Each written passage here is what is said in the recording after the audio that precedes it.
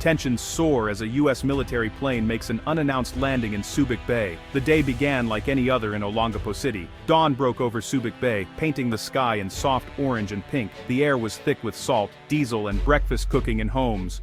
Fishermen were already out, their boats dotting the horizon. Tricycles buzzed through the streets, taking people to work and school. This was the rhythm of Olongapo, a city shaped by the tides and its history. The old American naval base, once the city's economic heart, is now a bustling free-port zone, a symbol of change. The memories of the American presence lingered, but only as stories. The morning was peaceful, almost sleepy. No one suspected that this ordinary day would soon become a global focal point. The children of Olongapo were getting ready for school, their laughter echoing in the streets. Shopkeepers swept their sidewalks, preparing for business. The city was a picture of everyday life in the Philippines, focused on family and making a living. Geopolitical dramas in the South China Sea felt distant, just headlines on the news. Here, the concerns were immediate. The price of fish, the coming rains, the health of loved ones. But that was about to change. The tranquility of the morning held no hint of the thunder about to break. The clear blue sky above Subic Bay was about to be filled with a sight impossible to ignore. Suddenly, a deep, unfamiliar roar ripped through the morning calm. It wasn't a commercial airliner or a local helicopter. This was different. People stopped what they were doing. All eyes turned skyward. Descending from the clouds was a massive gray military aircraft. A U.S. Air Force C-17 Globemaster. The plane's size and power were intimidating, a stark contrast to the peaceful bay below. As it aligned with the runway at Subic Bay International Airport, a collective gasp went through the city. Phones came out. People started recording, hands shaking. The sight was both awesome and terrifying, a ghost from the past, returning loudly. The touchdown was perfect. The giant plane landed smoothly, its tires screeching. The roar faded, replaced by a stunned silence. What was a U.S. military plane doing here? There had been no announcement, no warning. The Subic Bay Metropolitan Authority and the Philippine government were silent. The C-17 just sat there, a hulking, gray mystery. For a few long minutes Olongapo was frozen in time. The usual morning sounds were gone. Everyone was just staring, trying to process what they'd seen.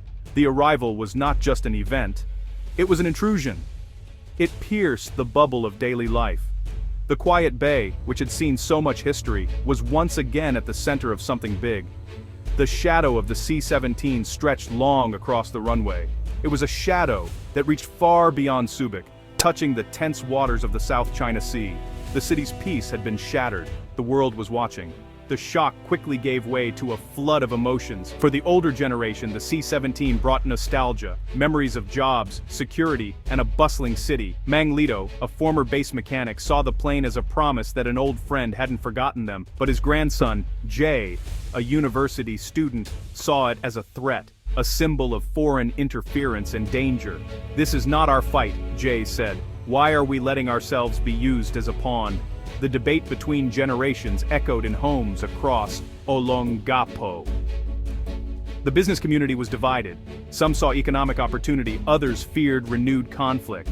A restaurant owner hoped for a new wave of customers, while a mother of two worried about her children's safety. "What if this leads to war?"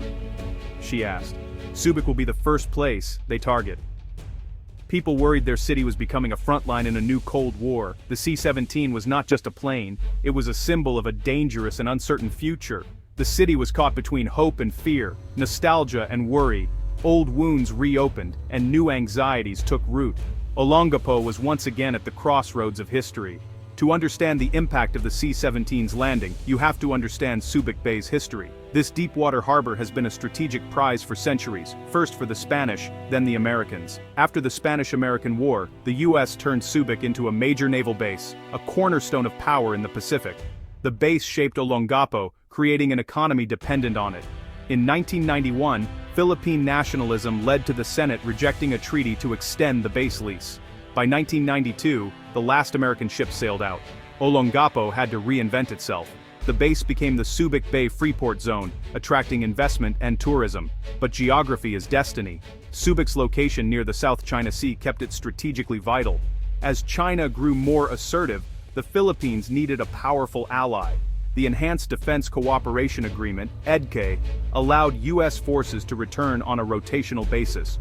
The C-17's landing was the physical sign of this renewed alliance. It represented America's pivot to Asia and commitment to its treaty obligations. The ghosts of the old base were no longer just memories. They were back, casting a long shadow. The past was repeating itself, but the stakes were higher than ever. The C-17's landing instantly became a national and international event. Photos and videos from Olongapo residents flooded social media. After Subic landing trended within minutes, the digital world erupted in debate, mirroring conversations on the streets. Some celebrated the arrival as a show of strength against China, welcoming the U.S. as a protector. Others warned the Philippines was being dragged into a proxy war, making Subic a target. Rumors and disinformation spread quickly. Claims of nuclear weapons, secret deployments. The online world was a confusing mix of facts, opinions, and lies.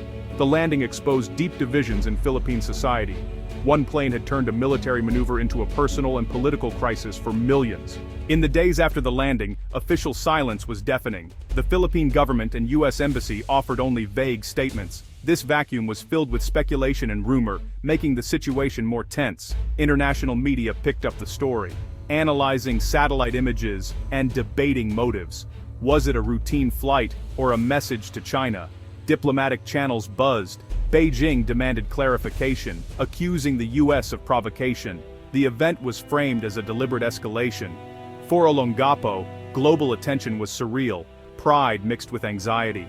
The C-17 remained on the runway, a silent symbol of uncertainty. The world was watching, waiting for the next move. The C-17's landing was a calculated move on a larger geopolitical chessboard. The South China Sea is a flashpoint. China claims almost all of it, ignoring international rulings. The U.S. insists on freedom of navigation and has a mutual defense treaty with the Philippines. The renewed alliance, under EDCA, is a direct response to China's actions. The landing was a physical demonstration of U.S. commitment. China's reaction was swift, calling it American imperialism and a threat to their security. The event raised the stakes, turning a regional dispute into a superpower confrontation. The Philippines is caught squarely in the middle. The sight of a single American military plane on a Philippine runway highlights a terrifying reality.